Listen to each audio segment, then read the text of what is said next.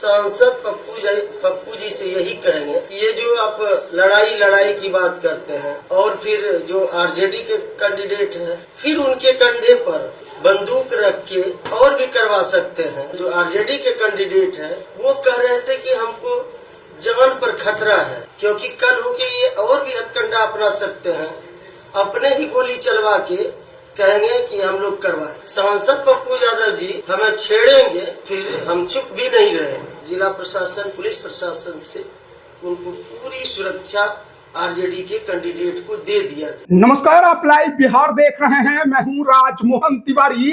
देखिए, बिहार में चुनाव अब अपने आखिरी चरण में पहुंच गया। आज प्रचार प्रसार का आखिरी दिन है, लेकिन दूसरी तरफ पूर्णिया के धमदाहा में तो बवाल हो गया है, हंगामा हो गया है। मारपीट से लेकर अब एक दूसरे के आमने सामने दोनों उम्मीदवार खड़े हो गए हैं। बड़ी बात यह है कि पप्पू यादव बनाम लेसी सिंह वहां पर देखने को मिल रहा है, क्योंकि बीती रात लगभग 11-12 बजे के आसपास यह खबर निकलकर सामने आई कि लेसी सिंह के समर्थक और कार्यकर्ता संतोष कुशवाहा के जो आरजेडी उम्मीदवार हैं, उनके समर्थकों के साथ मारपीट कर रहे हैं, उनके अपहरण की कोशिश कर रहे हैं। ये बातें खुद संतोष कुशवाहा ने बीती रात लाइव आकर बताया। उसके बाद कई गाड़ियों को अपने कब्जे में ले लिया गया था।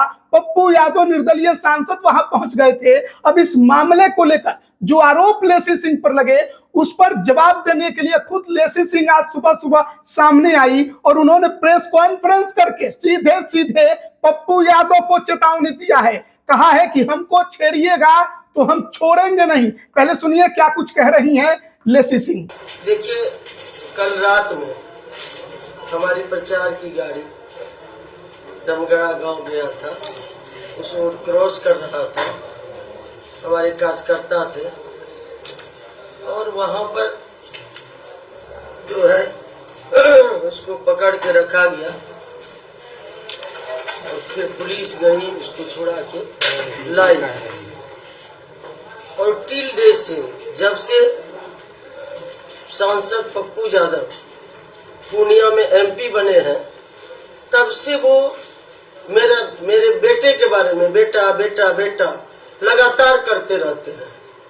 जो ओछी राजनीति है, गंदी राजनीति है।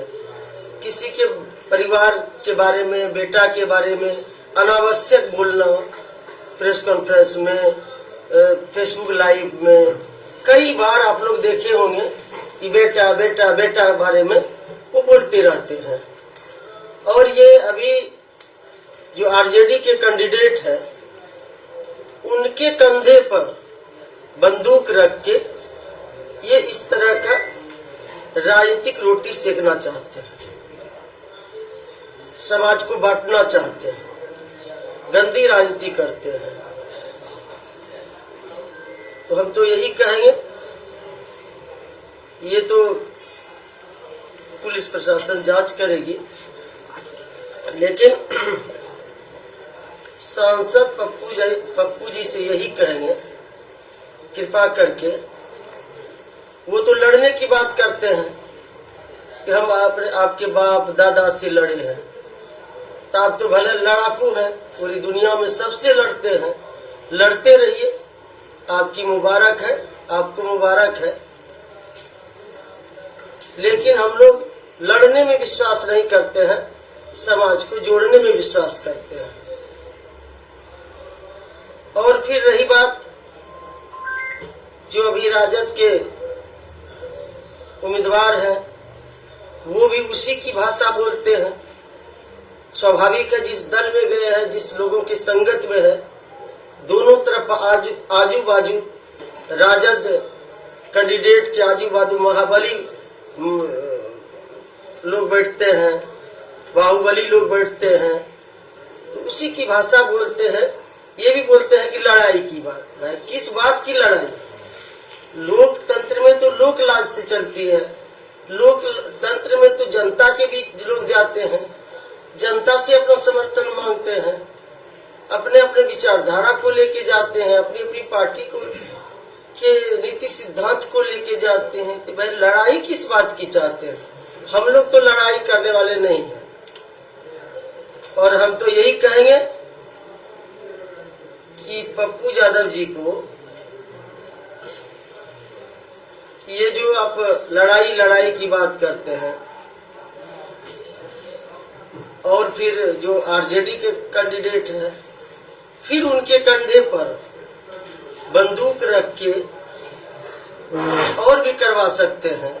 ये चुनाव का समय है, क्योंकि कल आरजेडी के कैंडिडेट और सांसद पप्पू यादव एक ही जगह लाइव में थे और कह रहे थे, पप्पू यादव मेरे बेटे के बारे में कह रहे थे और जो आरजेडी के कैंडिडेट हैं वो कह रहे थे कि हमको जान पर खतरा है। हमारे विषय में बोल रहे थे कि इतना सिक्योरिटी लेके चलते हैं। तो भाई हम तो यही प्रशासन से मांग करेंगे, डीएम से, एसपी से, चुनाव आयोग से, कि उनको मेरी भी सुरक्षा लगा दिया जाए, क्योंकि कल होके ये और भी हथकंडा अपना सकते हैं, अपने ही गोली चलवा के कहेंगे कि हम लोग करवाए। क्योंकि एक ऐसा 2020 में हुआ था, एक कैंडिडेट थे पर्टिकुलर पार्टी के, उन्होंने अपने ऑफिस में बाहर से गोली चलवाया, फिर उसको रंग देना चाहा कि लेसी सिंह गोली चलवाई है, लेकिन वो चला नहीं। तो हम यही मांग करेंगे चुनाव आयोग और जिला प्रशासन, पुलिस प्रशासन से, उनको पूरी सुरक्षा आरजेडी के कैंडिडेट को दे दिया जाए।